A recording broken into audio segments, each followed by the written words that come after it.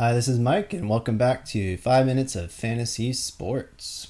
So just a point of order before we get going here. I don't know if you're watching this on YouTube or listening to this on podcast, but I do have it on both spots. So I do go through the website a little bit, and if you want to see exactly how I do that, I show you on my YouTube channel. Just do a search for 5 Minutes of Fantasy Sports, and you should be able to direct yourself there. So don't know if that'd be helpful to anyone or not, but just wanted to throw it out there in case it is. So today we're talking possibly about trades. I'm going to look at my team, and I've had a couple holes in my wide receivers lately. I was holding on to Michael Thomas with the hope that he was coming back, and that hope was crushed the other week. Also, I guess Antonio Brown is wearing a walking boot lately, just for, injuring himself, I guess. He's out for this week. Hopefully he'll be back soon, but that left me with kind of a hole at my third wide receiver spot. It's technically a flex for wide receiver or tight end.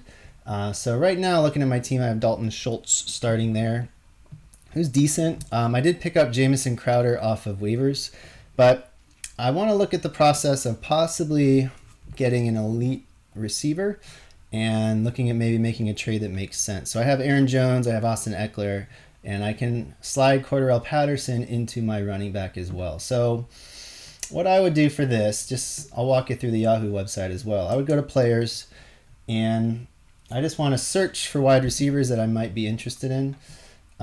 So the way you do that is just scroll down to where it says status, all available players. You want to click that and go to all players. You want to switch it to wide receiver, and then you want stats. You want to keep it at season total. Then you click filter, and it'll show you the elite receivers here. So Cooper Kupp, obviously the best one in the league. He's consistent. It'd be great if I can get him, and I might actually take a look at that. So this guy, Dumpster Fire, that's a funny name, but he has Cooper Kupp, he has DK Metcalf. This guy Rich, though, he has Mike Evans, Michael Pittman, Mike Williams, DJ Moore. He has 4 pretty good receivers, and especially since Antonio Brown's out, I might try to trade for Mike Evans. He did put a message in the league about a month ago asking if anyone was interested.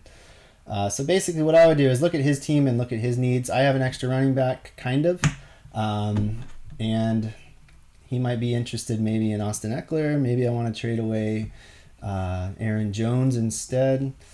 I have to decide this because, if he accepts it, the guy's gone.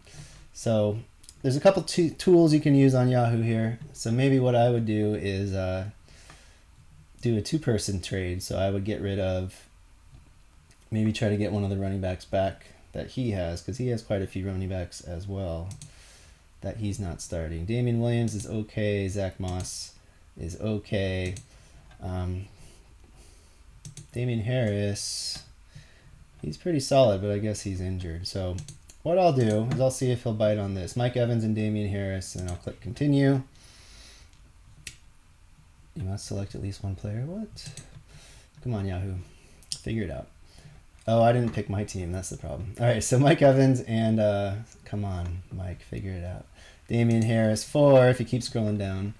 I would actually offer Aaron Jones, and I guess I would get rid of a scrub receiver, which I don't actually have too many of. Crowder, I guess I just picked him up, but so what you can do, you can click on evaluate trade here before you hit continue, and Yahoo will kind of run the numbers for you to show you where this is going to maybe help your team or how it's going to help your team. So for me, it's showing me based on their projected points. So you have to decide, is the projections correct or not correct? And then you have to decide for your team, is it worth it? So for me, it's looking like I would lose 2 points next week, 3 points the week after, gain 3 points, and then lose in the next. So I would actually lose 17 points by doing this trade. He would gain 8 points by doing this trade. So it's not a big difference. What you want to think about when you do a trade, though, is is this going to benefit my team? Is Mike Evans consistent enough to trade for? Because the key in fantasy football is finding consistency. Going into week 10 especially, you want to find players that get a lot of targets. If you're looking at wide receiver, you want to get players that also get a lot of touches. Damian Harris, Mike Evans both get a lot of touches. Aaron Jones gets a lot. Crowder is just kind of a throw-in in this trade. So, I mean, would this trade make my team better? It's a tough one. But, yeah, it's hard to give up Aaron Jones because he's so good. So I'm thinking about it, but I haven't made my mind up yet. So I guess the key for trades is you have to kind of think about, don't worry too much about what Yahoo says is going to happen. Obviously, if it's a super one-sided trade, you don't want to do it. But, you know, if you're getting back an elite receiver like Mike Evans and a decent backup or a decent running back in Damian Harris, I would say this is a fair trade. Aaron Jones is the biggest talent in this trade that I'm giving up, but I do have the ability to slide Cordarrelle Patterson into that third spot, but then I'd be down another receiver. So maybe it'd be better for me in this trade to actually try to get 2 receivers off of him since he has extra. He has Justin Jefferson. He has Mike Williams. Who does he have on his bench? M. Pittman. I don't really know much about this. So anyway, that's the process I use. Pittman's actually doing decent. He might throw him in as well. Anyway, this is the process I use to evaluate trades. There's no harm in sending a trade as long as it's a fair one for both sides, and as long as you know it's going to benefit your team, it's worth it. So it's been 6 minutes, so I guess I should stop. It's called 5 minutes, not 6 minutes. So anyway, hopefully that process I go through helps you a little bit. When you're setting your roster, just make sure you look and start your best players and look up at the matchup since tomorrow is game day. It's good to have that ready to go before, then always check in the morning in case there's last minute scratches. So that's it for today. I'll see everyone tomorrow.